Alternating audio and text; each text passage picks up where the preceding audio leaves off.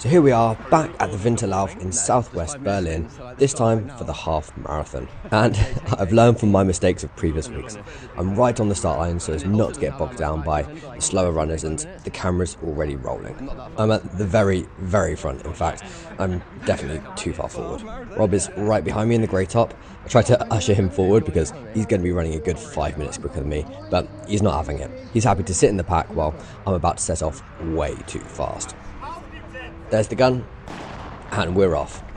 Honestly, I felt like a Chihuahua sneaking into a Greyhound race. Confident, but deeply out of place. I'm running with the boys who will finish at around 1:10, and there goes the eventual winner in the bright yellow shoes. He ran just under 1 hour 11, so I shouldn't be anywhere near this man. I briefly considered asking him for a tow, but he was in a different postcode before I could open my mouth. As Nicky Johnson, another great runner in the white vest, runs past, I just need to settle into my own pace. I look up, 3:30. On a slight incline, 3:20. This is absolutely not where I should be. I'm just trying to relax and run my own race, but let's face it, if you start at the front, you get the best opportunity to get the best time. This week, it's 9 laps of the 2.3k loop, and then straight down to the athletics track to finish. I'm hoping to stick around the 4 minutes per kilometre pace to target a 1:24 half marathon, though that's the same speed I couldn't hold for the 10 or 15k, so it's pretty optimistic. It would also be a almost 3-minute PB down from the 1:26.37 I ran here last year. So we're focusing on pace today, which is probably more useful than elevation in Berlin anyway, considering the highest peak here is a speed bump. You might have noticed I've swapped the on-screen graphics. My heart rate monitor is currently on the blink.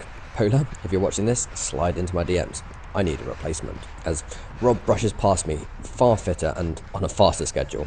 I note we're wearing matching vests this week. The wholesome Schnell boys. Shout out to James, Rob and Deck. That's definitely given me a boost. Also a massive godsend, no snow this week. It is a relief to finally race in normal running shoes, specifically the Ultra Escalantes. In previous weeks, starting further back did come with the perk of overtaking people, which was lovely. This week, however, because I started at the front, I'm basically just going backwards. Swings and roundabouts. Check my shoulder at the tight corner. It's much nicer not being covered in snow and ice this week. I'm never really sure if I'm allowed to go this side of the post. Everyone I run with does, and I presume they aren't measuring the course to cut the corner. But if the race director is watching this, it was a trick of the light. I was nowhere near that post. 1 kilometre in, 3:42. Yeah, way too fast. I let the person who just passed me go. I am not in that league. I want to be sticking to around 3:55 to 4:05. It's a nice cold day, minus 2 or 3 degrees, so I'm in shorts and vest, as always, to keep the body cool. My initial optimism is fading, but here comes Orange Snood Man, leading me through the 3rd kilometre at 3:59. I managed to hold his pace last week and even beat him across the line. We're averaging 3:54 so far, getting back to a sensible pace, and I'm going to try and stick to him like glue. Around the 4th kilometre, my friend Brendan catches up. He is rapid, especially at 10k distance, so I decided to sit on his shoulder. It's nice to have a proper pacer I can trust to tap out a consistent rhythm. My heart rate is already up at 177, which is tough, but I'm aiming for a PB this weekend. For that, you have to get uncomfortable.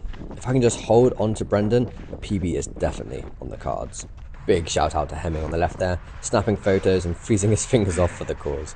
It's always a massive boost seeing a friendly face on the course, especially when you're starting to question your life choices.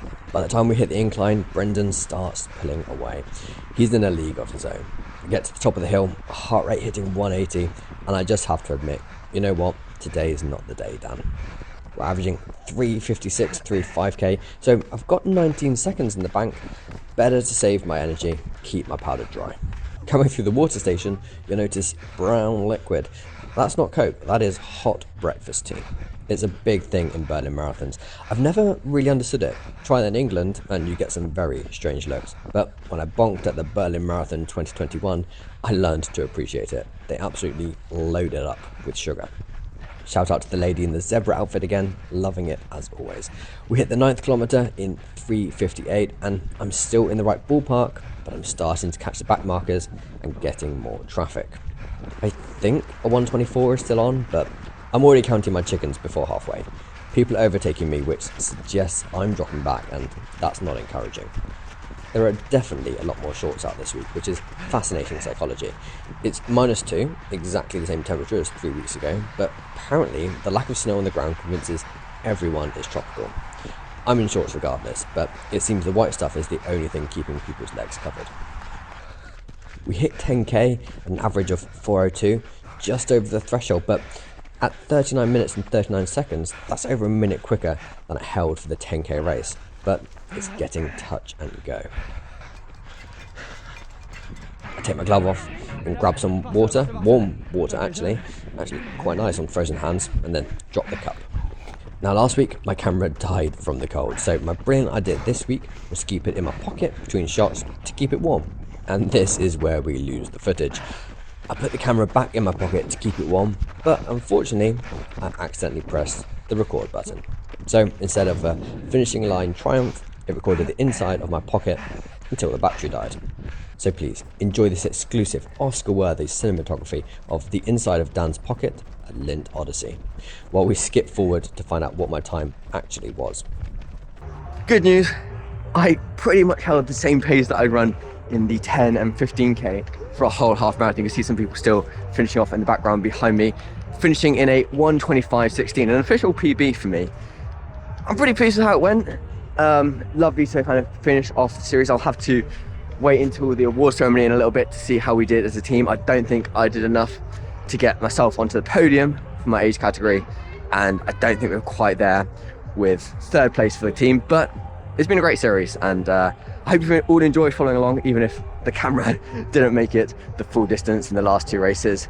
Anyway, I'm going to be going back to some shorter races before a longer trail race in about 3 months' time.